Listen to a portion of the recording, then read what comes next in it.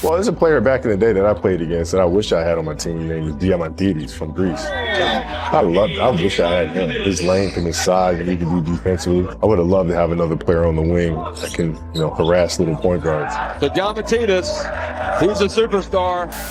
Kobe Bryant wanting you on his team? That's the highest form of praise. That's your ticket to the NBA, right? Not for Dimitris Diamantidis. He's the greatest what if in basketball history. Not because he failed, but because he chose a different path.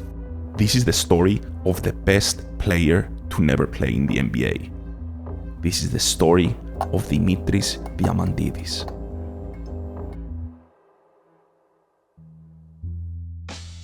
Let me start by saying that if you saw this guy walking down the street, you would never suspect you were looking at basketball royalty. The guy barely looked like an athlete. He had the posture of a tired accountant and the hairline of a middle-aged dad.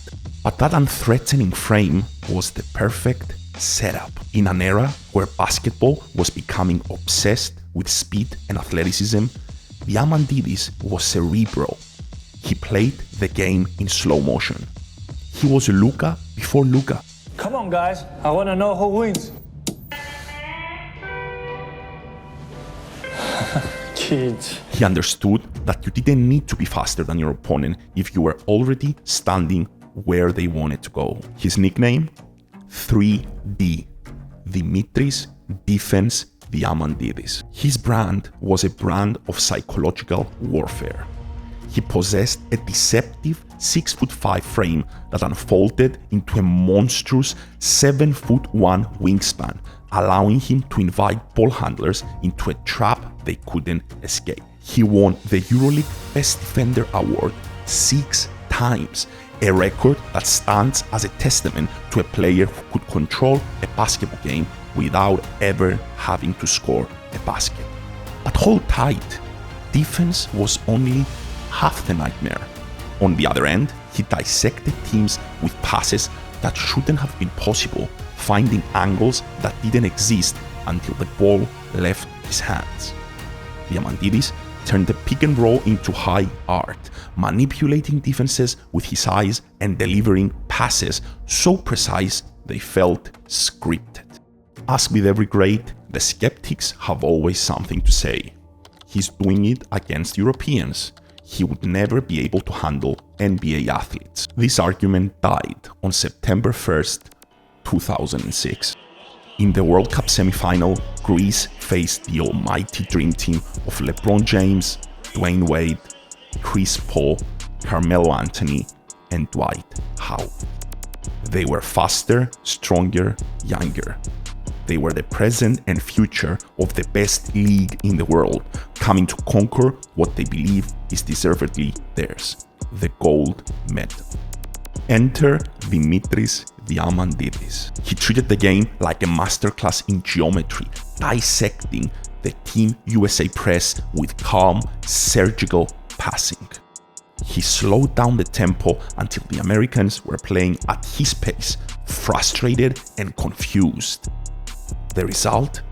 Greece put up 101 points on the best athletes in the world, and Diamantidis was the conductor of that symphony, proving once and for all that high basketball IQ is the ultimate equalizer, a game for the history books. Greece have stunned the United States of America!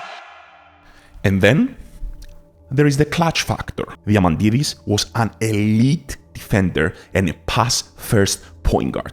But don't get it twisted, he had an uncanny ability to rip your heart out in the final seconds of the game. The image that is burned into the soul of every European basketball fan comes from the 2005 Eurobasket.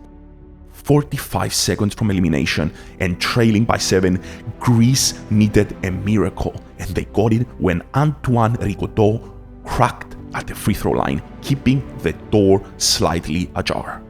With 11 seconds left and their score 66-64. Tie it with a 2 or win it with a 3. Zisis penetrates in the lane, back out to Diamantidis for 3. He hits it! Diamantidis hits the three. France still have time.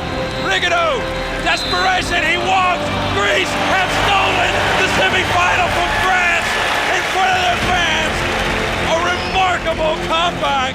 Diamantidis makes a buzzer beater for the ages. A buzzer beater that sent an entire nation into a frenzy. A moment that's written in the history books, that will always echo into eternity. A moment that made Diamantidis a national hero, a living legend. Now, I'm sure you're asking yourself, if this guy was so great, why did the NBA never got to see him? Why did such a talent never cross the Atlantic? Well, the answer is that Diamantidis understood something that modern sports has largely forgotten. What's that? The value of being a king in your own kingdom. This guy was worshipped by Panathinaikos fans, paid like royalty, and treated like a god in Athens.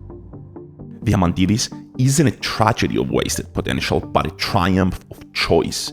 He didn't need the NBA to validate his greatness. His greatness was so loud that the NBA had to come for him. He left as the Euroleague's all-time leader in steal and assists, a resume that is virtually untouchable.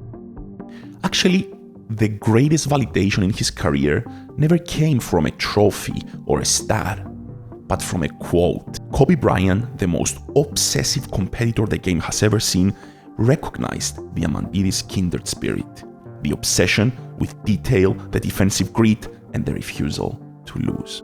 Well, there's a player back in the day that I played against that I wish I had on my team named Diamantidis from Greece. I wish I had him. His length and his size, and he could do defensively. I would have loved to have another player on the wing that can, harass little point guards. So Diamantidis, he's a superstar. When he finally walked away from the game in 2016, the standing ovation felt like hours. Now that you know a little bit about his story and who he is, what you guys think? Do you think Diamantidis would have a great career in the NBA, leading to an NBA championship, or would he be a glorified role player? Let me know in the comments.